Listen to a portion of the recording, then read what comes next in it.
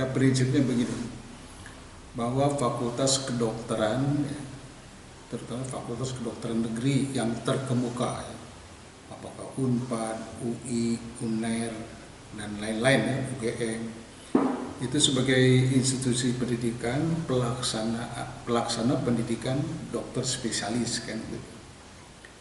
Nah itu sudah lama ya proses ini, dan sejak dulu sebetulnya fenomena bullying ini sudah ada gitu ya. Hanya mungkin kualitas dan konotasinya agak berbeda. Kalau yang dulu nuansa bukan bullying, sebagai keras pendidikannya itu untuk maksudnya untuk mendidik supaya peserta didik ini mempunyai disiplin, etika yang baik dan sebagainya. Guru-guru kita dulu memang feodal kan.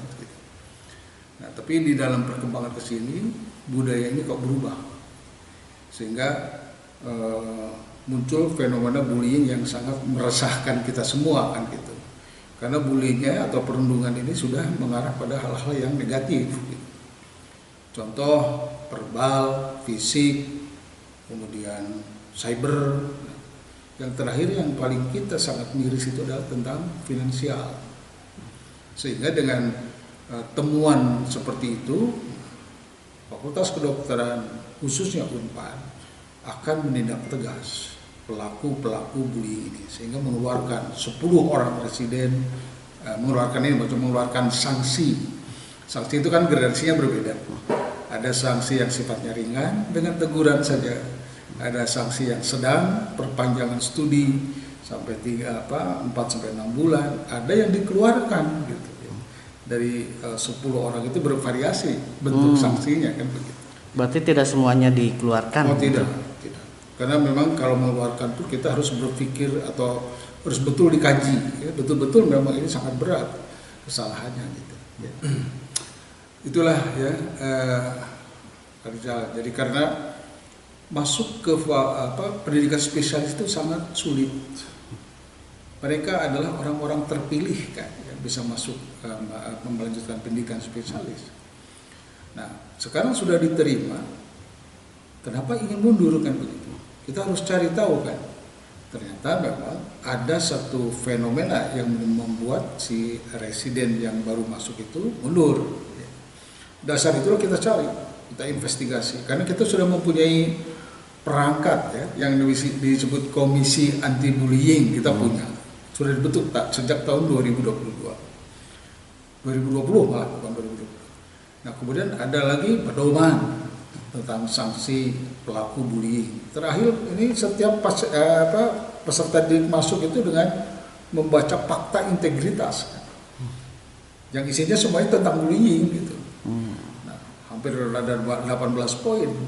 Nah, si pelaku ini juga baca gitu kan. Artinya apa? Ini tidak diindahkan atau hanya dibaca saja tapi tidak dilaksanakan dengan baik. Oleh karena itu kita telusuri ini dasar itu dan ketahuan siapa pelakunya, makanya kita tindak tegas ya dengan berupa sanksi, perpanjangan studi dan lain sebagainya. Kira-kira begitu. Apa sih? Ya itu tadi alasan utamanya karena merasa dia tertekan ya akibat perilaku bullying dari para seniornya gitu.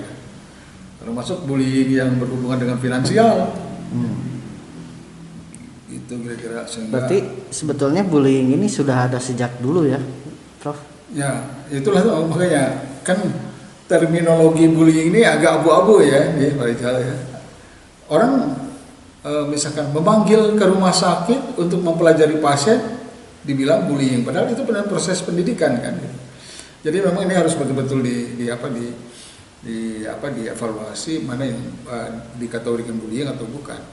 Jadi memang sudah dulu tuh proses itu. Termasuk saya yang ngomong tuh terkena juga di dalam konteks kalau kita menganggap ini bullying. Contoh misalkan, saya melaporkan pasien, ternyata di dalam laporan saya di status yang saya buat tidak lengkap. Kemudian dirobeknya status itu dilemparkan ke muka saya, bullying enggak? Kalau kita menganggapnya itu bentuk dari pelajaran yang keras bahwa kita memang harus betul-betul memperhatikan status pasien. Ada kata-kata begini, saya lebih baik kehilangan kamu daripada kehilangan status. Itu maksudnya disiplin kan sebetulnya kalau kita terima dengan baik. Siap. Ya itulah sesudah kita telusuri ya, kita telusuri. Jadi bukan hanya bullying dalam bentuk fisik gitu, atau verbal, ternyata ada bullying yang dalam bentuk finansial.